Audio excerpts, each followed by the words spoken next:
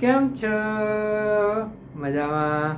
આજનો સુવિચાર છે સશક્તિકરણ, એમ્પાવરમેન્ટ. આ સુવિચાર અમેરિકાના એજ્યુકેટર અને લેખક એવા શ્રી બુકર ટી વોશિંગ્ટન સાહેબે ખૂબ જ રીતે લખ્યો છે. સશક્તિકરણ, એમ્પાવરમેન્ટ. જો તમે તમારી જાતને આગળ વધારવા માગતા હો, તમે જાતે ઉપર ઉઠવા માગતા હો, તો તમારે બીજા લોકોને પણ, અન્ય લોકોને પણ આગળ લાવવા પડશે.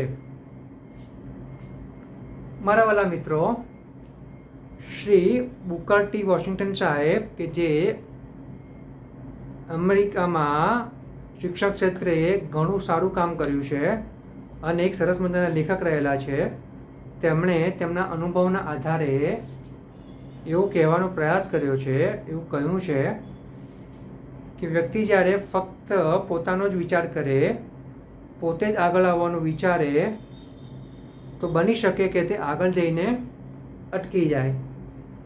પરંતુ જો આની જગ્યાએ તે પોતાનો વિકાસ કરે, પોતાના વિકાસ માટે વિચારે, સાથે સાથે તે તેમની સાથે જોડાયેલા અન્ય લોકોના વિકાસ માટે પણ કામ કરે, બીજા લોકોને પણ વિકાસ કરવા માટે પ્રેરણા પૂરી પાડે, ઇન્સ્પિરેશન પૂરું પાડે, મદદ પૂરી પાડે,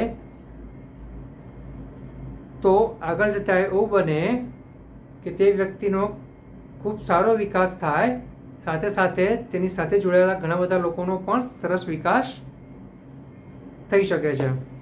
અને આજે સાથે મળીને એકબીજાને આગળ વધારવાની જે પ્રોસેસ છે, જે પદ્ધતિ છે, તેને જ સશક્તિકરણ કહેવાય છે.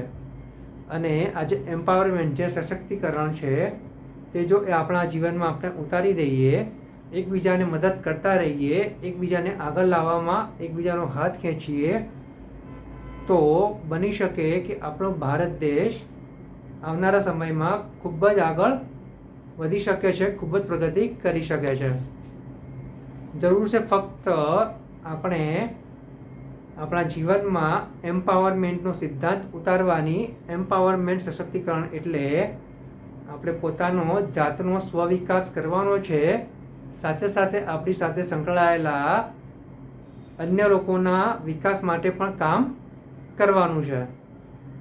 Thank you.